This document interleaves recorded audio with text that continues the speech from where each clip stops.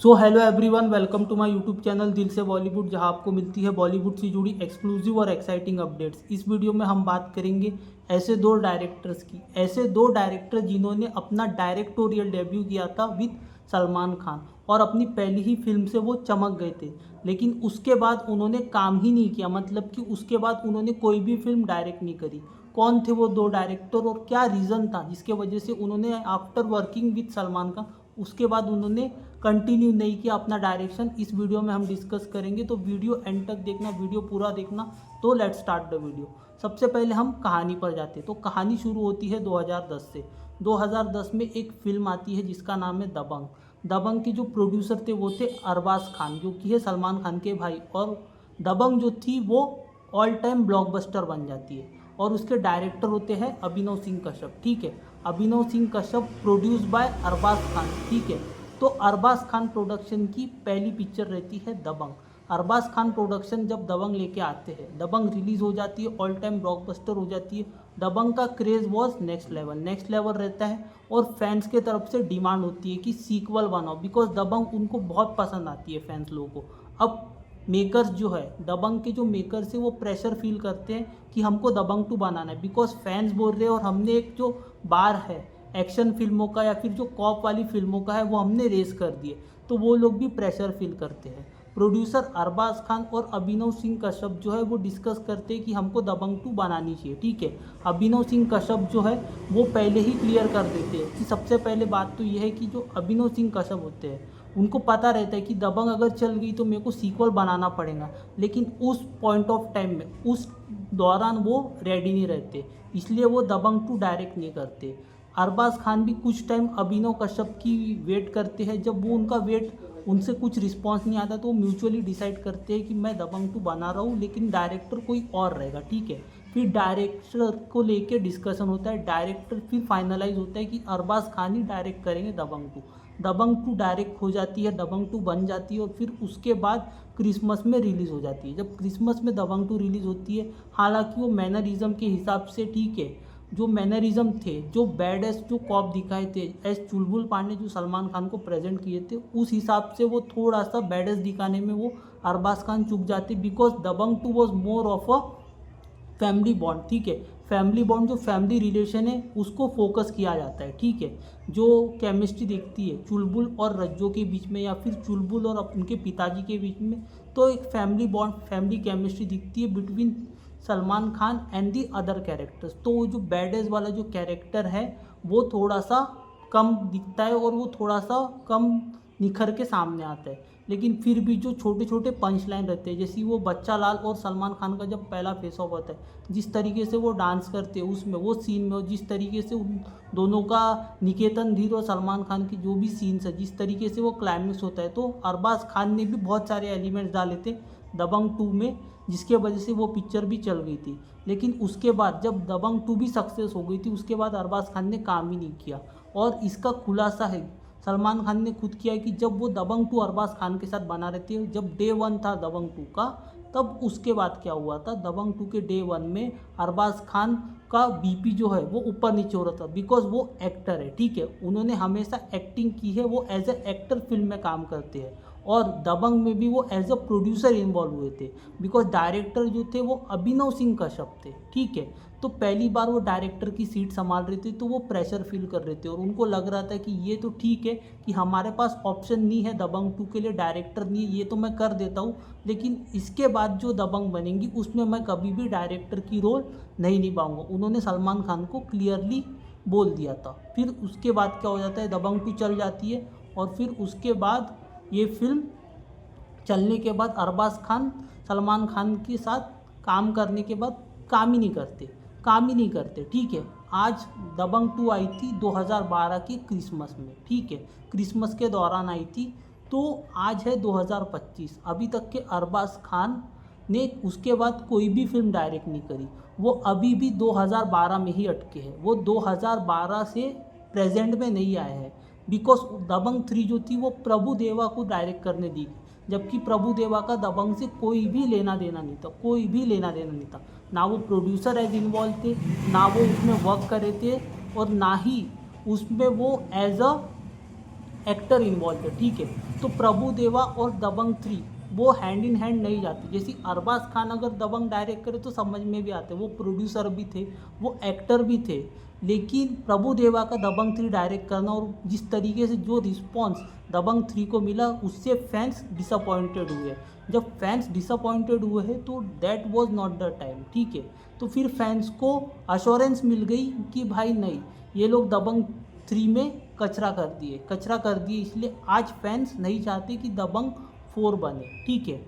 और इसीलिए fans request कर रहे हैं कि दबंग 4 नहीं बननी चाहिए। तो मैं बोलना ये चाह रहा हूँ कि अरबाज खान के पास अपॉर्चुनिटी थी, लेकिन वो 2012 जो अपना फेज़ है उससे वो बाहर ही नहीं निकले। जब तक कि वो 2012 से निकल के 2025 में नहीं आएंगे, तब तक कि वो कोई फिल्म डायरेक्ट नहीं कर सकते, ठीक है। ठीक है, आपने पहली फिल्म में छक्का मार दिए, होम रन मार दिए, आपकी फिल्म चल गई, लेकिन उसके बाद भी आपके पास अपॉर्चुनिटीज़ थे। इतने सालों में आपने एक भी स्क्रिप्ट डेवलप नहीं करी। That was a big failure, that was a big disappointment. और मुझे नहीं लगता कि फ्यूचर में वो कर पाएंगे। फ्यूचर में मुश्किल है कि वो एज अ डायरेक्टर रिटर्न करेंगे, बिकॉज वो दबंग के जो उनका ऑब्सेशन है विद दबंग 2, जो दबंग 2 की सक्सेस से जो उनका ऑब्सेशन है वो उससे वो बाहर नहीं आएंगे, मुझे नहीं लगता। And same goes to Sajid Nadiadwala.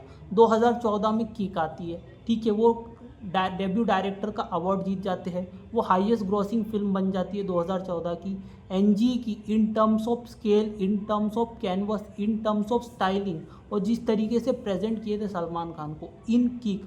My film will show you the real Salman Khan, ये एग्जैक्ट वर्ड थे साजिद नडियाडवाला के जब वो एक था टाइगर देख के बाहर निकले थे, ठीक है, कि मेरी फिल्म में मैं आपको बताऊं कि सलमान खान होता क्या है, ठीक है। तो उन्होंने जो सलमान खान को जिस तरीके से प्रेजेंट किया, वो सलमान खान के बहुत अच्छे दोस्त थे, ठीक है। तो उनको पता है कि वो उनके साथ उठना बैठना है, तो उनको पता है कि भाई सलमान खान का जो लाइफ है वो जर्नी उन्होंने किक में बहुत अच्छे से बताई।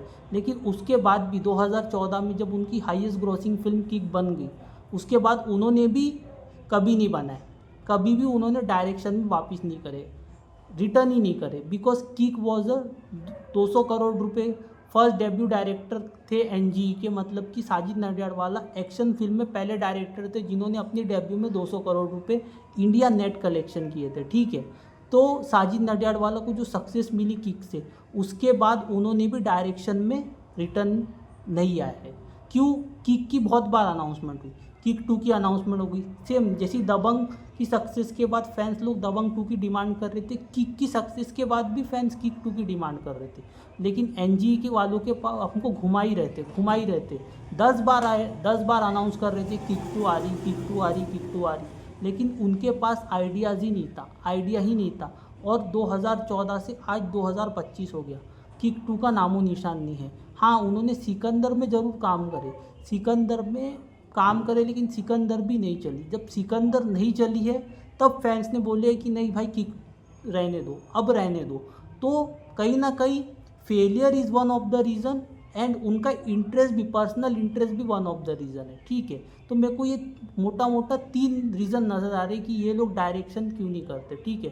पहली चीज़ कि ये उस टाइम से बाहर ही नहीं निकले हैं, जो जिस ईयर में उन्होंने सक्सेस दिए थे वो टाइम से वो अभी के प्रेजेंट एरा में आए नहीं हैं। दूसरा, जो भी इन्होंने फिल्में बनाई है उसके बाद वो फिल्में सलमान खान के साथ चली नहीं है, ठीक है।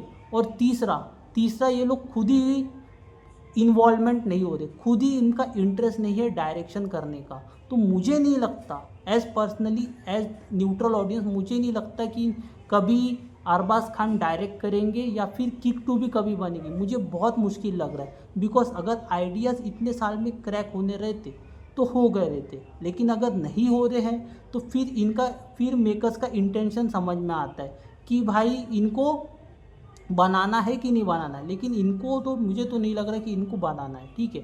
दबंग 4 भी नहीं बनानी है और किक 2 भी नहीं बनानी। दबंग 4 फ्यूचर में जाके बन भी जाए, लेकिन किक 2 के लिए मेरे को मुश्किल लग रहा है, बिकॉज इतने सालों से ये लोग घुमाते जा रहे, तो अभी फैंस का इंटरेस्ट भी नहीं रहा। And after the failure of Dabangg 3 and Sikandar, तो फैंस तो रहने ही दो बोल रहे। तो मुझे लगता है कि they should direct some other actors, ठीक है। सलमान खान के साथ आपने डेब्यू करे, सक्सेस दे दी, लेकिन उसके बाद आपने इतने साल जो वेस्ट किए वो नहीं होना चाहिए था।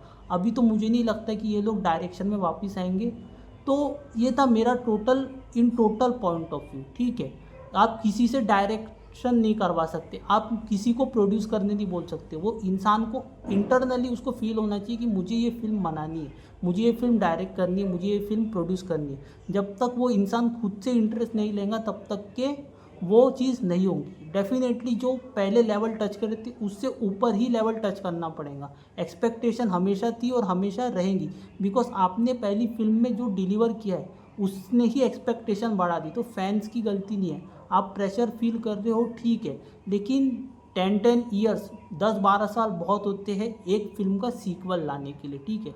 कहानी आप 10-12 साल में लिख के आराम से बना सकते थे। तो ये था मेरा पॉइंट ऑफ व्यू। तो आई डोंट थिंक कभी नाइदर अरबाज खान नॉर साजिद नडियाडवाला, मुझे नहीं लग रही कि डायरेक्शन में वापस आएंगे। अगर साजिद नडियाडवाला आए भी तो भी आई डोंट थिंक कि वो अपार्ट फ्रॉम अक्षय कुमार और सलमान खान, उसके अलावा वो किसी एक्टर के साथ काम करेंगे या किसी एक्टर को डायरेक्ट करेंगे, मुझे मुश्किल लग रहा है। तो इन टोटल ये मेरा पॉइंट ऑफ व्यू है। आपका क्या पॉइंट ऑफ व्यू है मेरे को कमेंट सेक्शन में बताना।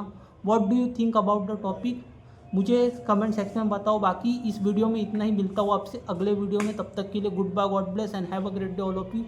वीडियोज़ को लाइक करो, चैनल को सब्सक्राइब करो। मिलता हूँ आपसे अगले वीडियो में, तब तक के लिए टेक केयर, गॉड ब्लेस।